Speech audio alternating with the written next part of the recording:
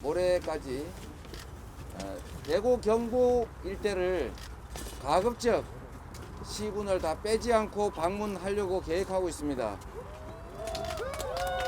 그런데 아마도 칠곡은 여기 들르는 거가 유일한 기회일 것 같습니다. 그래서 우리 칠곡 우리 국민 여러분들 여러분 계실 텐데 제가 여러분께 한 말씀 좀 드리려고 합니다.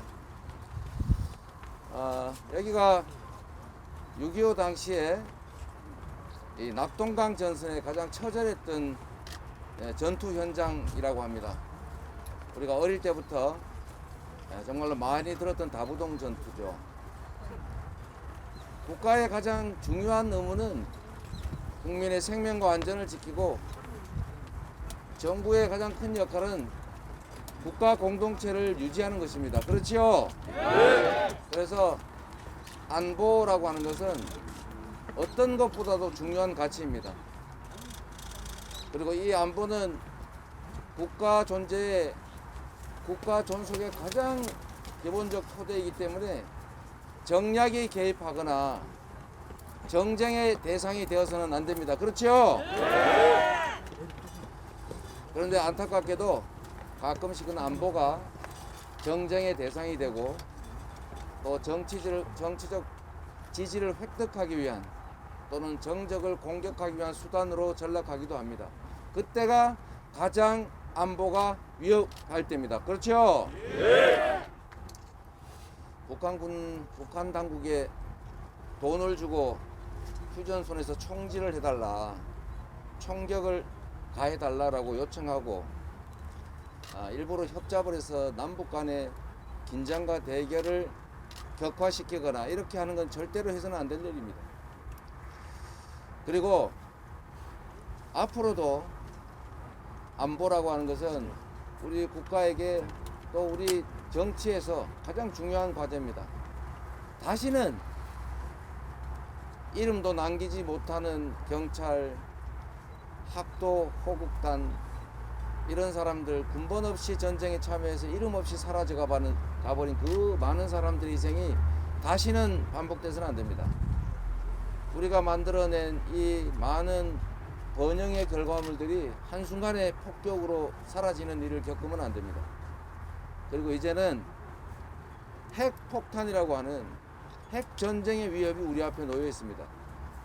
반드시 평화를 정착시키고 남북관계가 안정되고 다시는 전쟁으로 우리 국민들이 죽어가고 우리가 이룬 모든 것들이 파괴되는 그 비참한 상황을 맞이해서는 안 됩니다. 바로 그게 정치와 국가가 할 일입니다. 그래서 제가 참으로 안타까운 것은 우리는 어떤 노력을 기울여서라도 반드시 평화를 만들어내야 합니다. 안보에는 세 가지 종류가 있습니다. 첫 번째는 싸워서 이기는 겁니다. 싸워서 이기는데 엄청난 희생이 따릅니다. 그래서 이거는 이기기는 하지만 희생을 치르기 때문에 하책입니다. 가장 나쁜 전략이죠. 이것보다 나은 정책이 있습니다. 나은 전략이 있습니다. 그것은 바로 싸우지 않고 이기는 것입니다. 싸우지 않고 이기기 위해서는 강력한 국방력과 국력을 가져야 하고 정치적 책임자, 지도자의 굳건한 의지가 있어야 합니다. 경제를 보장하고 경제가 평화를 보장하는 평화 경제 체제를 만들어야 한다고 생각합니다.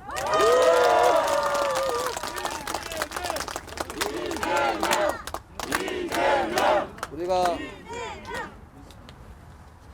상대를 압박하는 수단을 쓸 수도 있습니다. 그러나 우리 김대중 대통령께서 하신 말씀처럼 추워서 옷을 꽁꽁 끼워 입고 있는 상대에게 옷을 강제로 벗기려고 하면 할수록 더 끼워 입습니다. 따뜻한 봄바람이 그 옷을 벗게 합니다. 압박도 중요하지만 대화하고 소통하고 이해를 높이고 협력하고 공존하는 길을 찾는 것이 바로 또 하나의 평화의 길입니다. 그렇지 않습니까? 맞습니다. 그래서 압박 제재라고 하는 채찍도 소통과 대화 협력이라고 하는 당근도 유효적절하게 섞어야 하는 것이지, 이 둘 중에 하나를 선택해서 한 가지만 하겠다고 하는 것을 우리는 보통 벽창호라고 부릅니다. 그렇지 않습니까? 그리고 여전히 이 한반도는 법률상 전쟁 상태입니다. 잠시 정전했을 뿐이지 종전하지 못했습니다.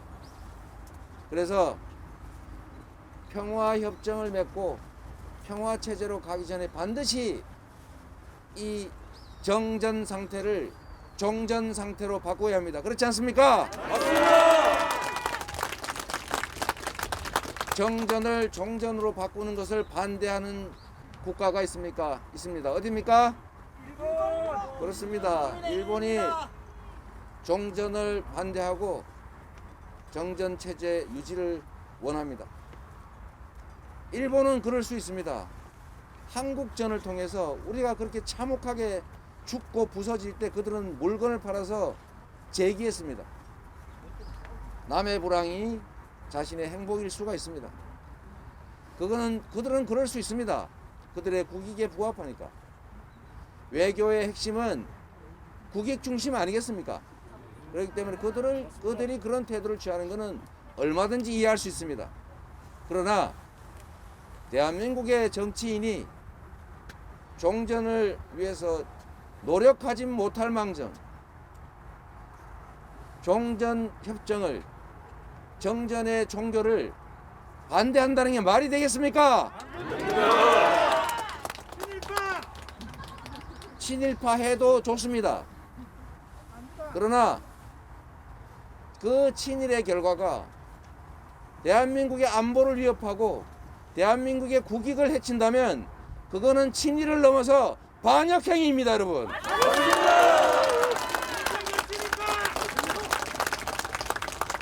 정치를 자신의 사적 이익을 도모하기 위해서 해서는 안 됩니다. 그러려면 사업을 하세요. 조직폭력배를 하세요. 정치는 국민의 권한을 위임받아서 국민이 원하는 일을 국민을 위해서 대신하는 것입니다. 오로지 국가의 이익과 국민의 삶, 민생이 정치의 최종 목표입니다. 그렇지 않습니까?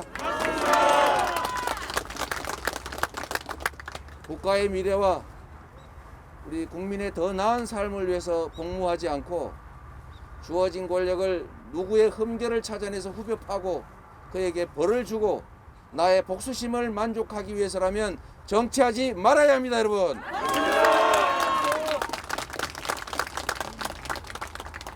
국가의 안보를 튼튼하게 하고 구성원 간의 삶의 행동 지침을 공정하게 유지하고 국민의 더 나은 삶, 즉 민생을 챙기고 경제를 살리는 일이 바로 정치의 목표여야 합니다.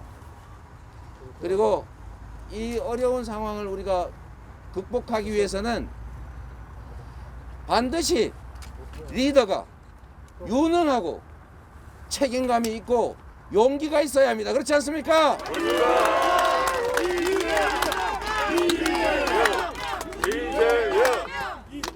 무능한 건 자랑이 아닐 뿐만 아니라 죄악입니다. 무지는 그냥 못난 것이 아니라 국가 지도자로서는 범죄입니다. 무능과 무지가 용서될 수 없는 이유입니다. 우리의 삶과 대한민국의 운명이 달려있기 때문입니다. 대통령은 유능해야 합니다. 유능한 대통령 후보가 누구입니까, 여러분?